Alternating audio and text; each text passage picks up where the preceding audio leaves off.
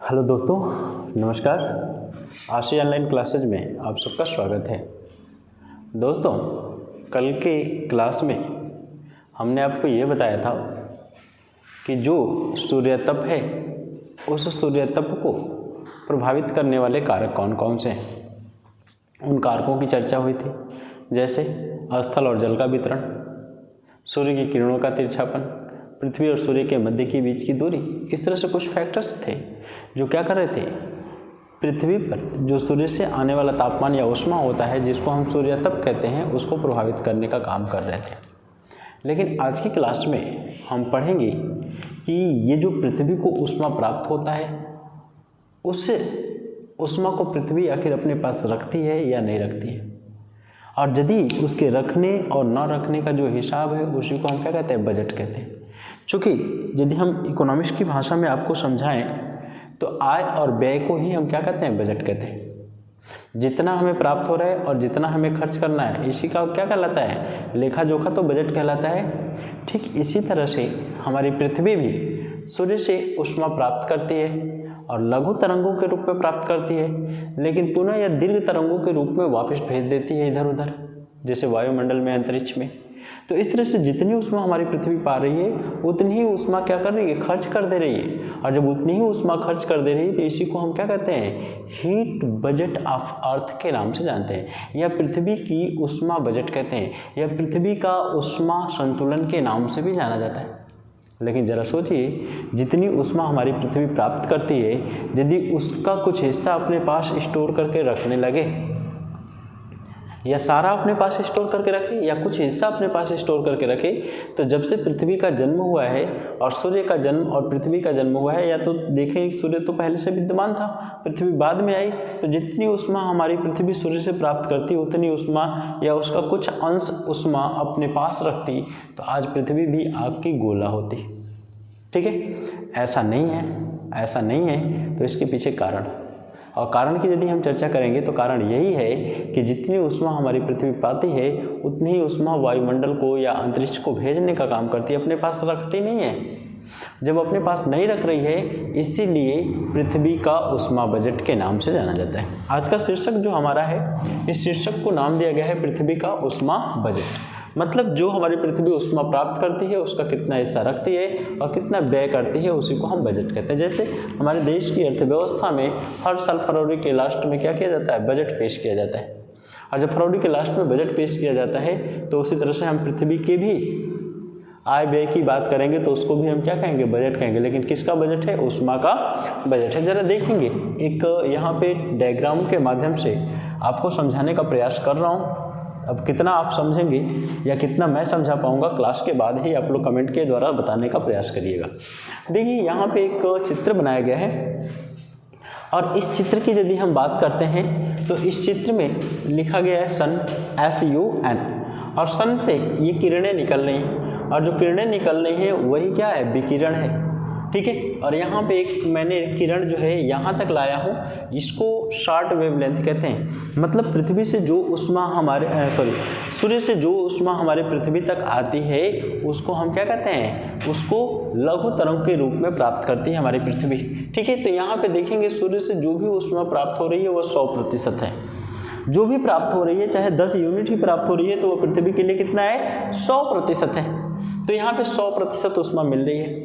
लेकिन यह जो 100% ऊष्मा है, तो यहाँ पे लिखा गया है सूर्य से पृथ्वी को 1/2 अरबों भाग ऊष्मा की प्राप्ति होती है। मतलब सूर्य के पास जितनी ऊष्मा है या सूर्य से जितनी ऊष्मा निकलती है विकिरण के माध्यम से, उस ऊर्जा का या उस ऊष्मा का 1/2 अरबवां भाग ही पृथ्वी को प्राप्त होता है। 1/2 अरबवां भाग, लेकिन उसका भी 100% ऊष्मा पृथ्वी नहीं प्राप्त कर पाती, उसका आधा ही प्राप्त कर पाती है। तो वही चीज लिखा गया है कि सूर्य से पृथ्वी को 1/2 अरबवां ऊष्मा की प्राप्ति होती है। किस रूप में, लघु तरंगों के रूप में। यहाँ पे लिख सकते हैं हम लघु तरंगों के माध्यम से। लघु तरंगों के माध्यम से कितना ऊष्मा मिल रही है, 1/2 अरबवां भाग ऊष्मा की प्राप्ति हो रही है। अब जरा हम नीचे आएंगे तो यहाँ पे देखिए आपकी पृथ्वी है और पृथ्वी के चारों तरफ हरे रंग से एक सर्कल बनाया गया है जो क्या है, पृथ्वी के वायुमंडल को दर्शाने का काम कर रहा है।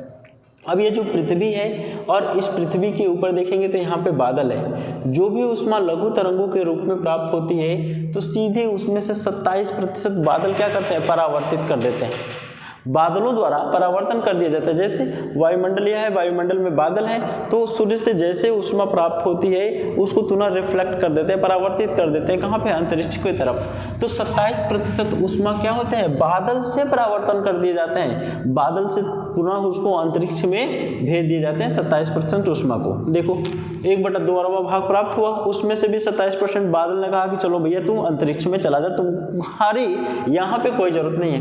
अब उसके बाद आगे और आते हैं तो जो बची खुची ऊष्मा आती है तो उसमें से 23% ऊष्मा जो होती है, 23% ऊष्मा में से 17% प्रकीर्णन हो जाते हैं। प्रकीर्णन का मतलब जो होता है कि हमारे वायुमंडल में धूल कण भी पाए जाते हैं।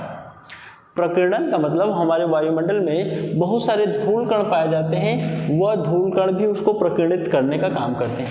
इसी में से 6% ऊष्मा विसरण हो जाता है और यहीं पे हम विसरित दीवा प्रकाश के रूप में लिखे हैं। यही 6% जो ऊष्मा विसरण कर दिया जाता है इसी को विसरित दीवा प्रकाश कहते हैं। विसरित दीवा प्रकाश का मतलब होता है जैसे रात्रि हो गई और रात्रि के समय कभी कभी रात्रि में उजाला भी होता है, कभी कभी अंधकार भी होता है। तो जिसको हम अपने लोकल भाषा की यदि बात करते हैं तो अजोरिया और अनहरिया। अजोरिया का मतलब जिसमें चंद्रमा दिखाई देता है, अनहरिया का मतलब चंद्रमा दिखाई नहीं देता है। तो जिस समय चंद्रमा वायुमंडल में दिखाई नहीं देता है तो आसपास बहुत अंधेरा होता है, घना होता है, लेकिन उस घने में भी थोड़ी थोड़ी हमें प्रकाश दिखाई देता है, कोई वस्तु दिखाई दी जाती है, तो उसी को हम विसरित दीवा प्रकाश, मतलब विसरित दीवा प्रकाश के सहारे ही रात्रि में हम किसी वस्तुओं को आसानी से देख पाते हैं, उसी को विसरित दीवा प्रकाश कहते हैं। यह ऊर्जा वायुमंडल में वापस चला जाता है। जो 6% ऊर्जा है वह वायुमंडल में क्या हो जाता है, वापस चला जाता है। बचा हुआ यहाँ पे 14% ऊष्मा को देखेंगे तो वायुमंडल क्या कर लेता है, सोख लेता है। 14% ऊष्मा वायुमंडल सोख लेता है, जिसमें जलवाष्प हो जाएगा, धूल कण हो जाएंगी, गैसें हो जाएंगी। तो गैसों के द्वारा क्या किया जा रहा है, 14% ऊष्मा को सोख लिया जा रहा है। धरातल 2% ऊष्मा का परावर्तन कर देती है, वायुमंडल को भेज देती है। बादल 27% ऊष्मा का परावर्तन कर देते हैं। 23% में 17% प्रकीर्णन हो जाता है, स्कैटरिंग जिसको कहते हैं, और 6% विसरित दीवा प्रकाश के रूप में पाया जा रहा है। अब यदि देखेंगे तो इन सबको जोड़ेंगे तो ये निकल करके आएगा 66%। जैसे आप जोड़ते हैं 27 में 2% जोड़ेंगे तो कितना हो जाएगा, 29%। 29 में 14 जोड़ेंगे तो कितना होगा, 33, 10 43%। और 43 में किसको, 17 को जोड़ेंगे तो कितना हो जाएगा, 60%। और 60 में 6% को जोड़ेंगे तो 66%। 66% टोटल ऊष्मा हो गई।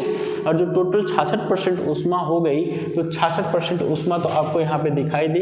अभी बची हुई 34% जो ऊष्मा होती है वही प्रत्यक्ष रूप से, यहाँ पे देखेंगे नोट में लिखा गया है 34% ऊष्मा पृथ्वी को प्रत्यक्ष रूप से प्राप्त होता है। कितना, मात्र 34% जो ऊष्मा होता है यही ऊष्मा हमारी पृथ्वी को प्रत्यक्ष रूप से प्राप्त होता है। तो यदि पूछा जाए कि हमारी पृथ्वी को सूर्य से आने वाली समस्त ऊष्मा का कितना प्रतिशत भाग प्रत्यक्ष रूप से प्राप्त होता है, तो मात्र 34% ही प्रत्यक्ष रूप से प्राप्त होता है। बाकी सब जो है या तो देखेंगे 27% बादल द्वारा प्रकीर्णन परावर्तन, 2% धरातल द्वारा परावर्तन, 14% वायुमंडल द्वारा अवशोषण, 17% प्रकीर्णन और 6% जो होता है विसरण के रूप में पाया जा रहा है। तो ये तो टोटल एनर्जी है या ऊष्मा है जो सूर्य से हमें मिल रही है।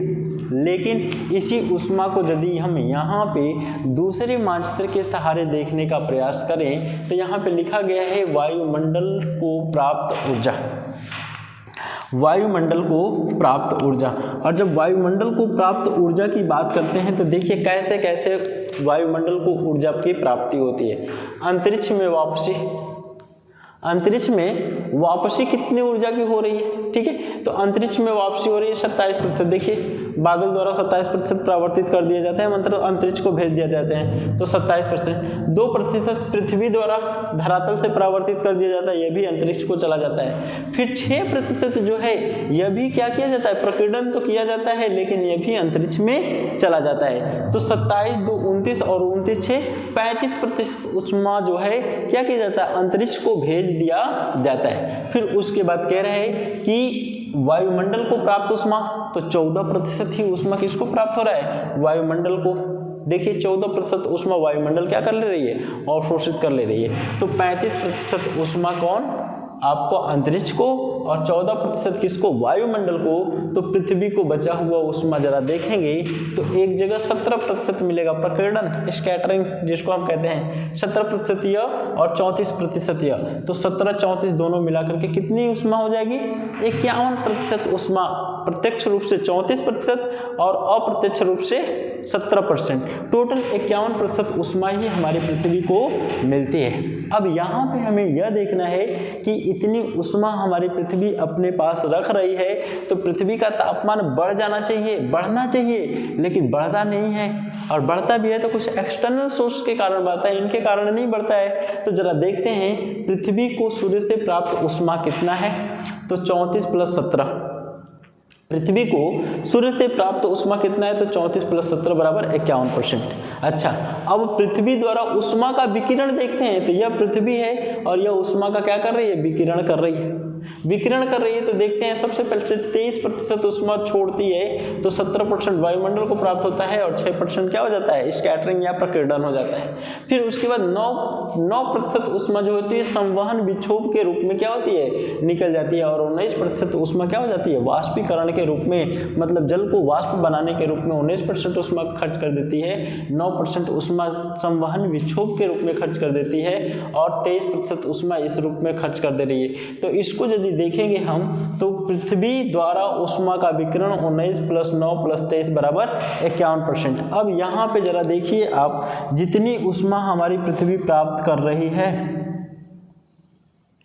उतनी ही ऊष्मा हमारी पृथ्वी क्या कर रही है, वायुमंडल को भेज दे रही है, उतनी ही ऊष्मा हमारी पृथ्वी जो है वायुमंडल को भेज दे रही है। तो यहाँ पे देखेंगे पृथ्वी का ऊष्मा बजट या संतुलन की बात करेंगे, तो सूर्य से प्राप्त ऊष्मा माइनस पृथ्वी से ऊष्मा का विकिरण, मतलब जितनी ऊष्मा हमारी पृथ्वी पाई है और उसी में से हम घटा देंगे जितनी ऊष्मा हमारी पृथ्वी किसको, अंतरिक्ष को भेज रही है, तो वही क्या कहलाएगा, संतुलन कहलाएगा। यदि धनात्मक आ गया तो भी दिक्कत, ऋणात्मक आ गया तो भी दिक्कत, लेकिन जीरो आएगा तो बराबर हो जाएगा। तो देखेंगे यहाँ पे पृथ्वी को सूर्य से प्राप्त ऊष्मा, सूर्य से प्राप्त ऊष्मा कितना है, 51%। दूसरे की बात कर रहे हैं, पृथ्वी द्वारा ऊष्मा का विकिरण कितना, 51%। ठीक है, इस तरह से देखेंगे तो जितनी ऊष्मा हमारी पृथ्वी प्राप्त कर रही है किससे, सूर्य से, उतनी ही ऊष्मा पुनः वायुमंडल को भेज दे रही है, अंतरिक्ष को भेज दे रही है। इसी को हम पृथ्वी का ऊष्मा बजट या ऊष्मा संतुलन या heat budget of the earth के नाम से जाना जाता है। ठीक है दोस्तों, तो आज के लिए हमारी क्लास सिर्फ और सिर्फ यहीं तक रहेगी।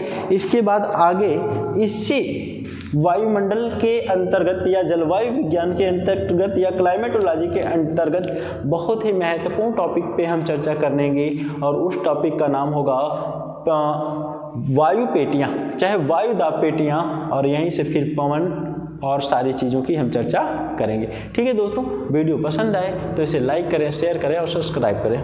वीडियो देखने के लिए आप लोगों का बहुत बहुत धन्यवाद।